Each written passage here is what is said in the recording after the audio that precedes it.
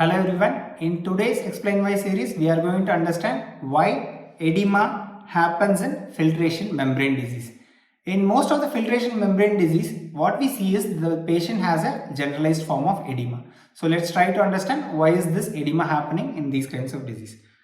Before that, we should understand the nature of the filtration membrane. Then it becomes easier for us to understand why this filtration membrane disease is causing the edema. The filtration membrane on the kidney, they have a pore diameter which is around 5 to 8 nanometer. So substances beyond 8 nanometer will not be filtered and less than 5 will be filtered very easily because of the pore which is allowing through it. And there is one substance which is the albumin, which usually does not enter into the filtration substance. Albumin, let's see the size. The size is around 7 nanometers. It is 7, ideally it should enter within the glomerular filtration membrane. But why does it not enter is because this filtration membrane at the baseline, they have a negative charge. And albumin is also having a negative charge.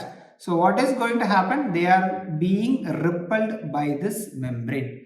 So whenever the filtration membrane goes in for a defect, what is going to happen? Two things are going to happen. Either the pore size will increase, or even before the pore size increasing, what can happen is, even in a minimal change disease, very little change, what can happen is there will be losing of this negative charge.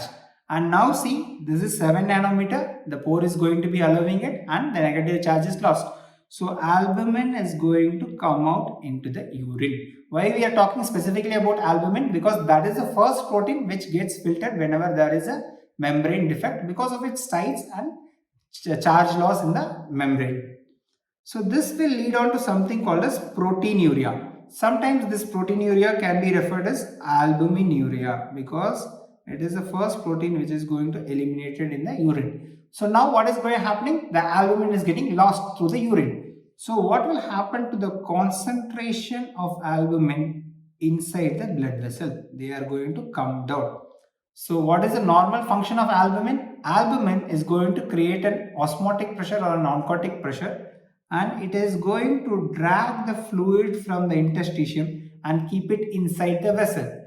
Now this process is not happening because that oncotic pressure is not able to generate because of the loss of albumin. So what is going to happen is the overall hydrostatic pressure, that is the water pressure in this blood vessel, will increase, and the hydrostatic pressure is the pressure which is pushing the fluid from the capillary to the outside. And this is usually prevented to some extent with the help of an oncotic pressure generated by the albumin. Now because of the loss in oncotic pressure, who is going to dominate?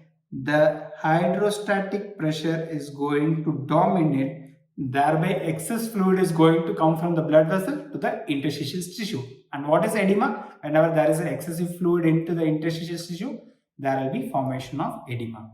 So this is the concept behind why edema is happening in glomerular filtration membrane defect. So albumin is getting lost or any other protein is getting lost, the blood vessel plasma colloidal osmotic pressure is going to decrease, there is an increased capillary filtration pressure or the hydrostatic pressure which is leading on to the edema. So this is how the edema develops in a case of renal disease. I hope it's clear. Thank you for watching the video. We'll see you in the next video. Thank you so much.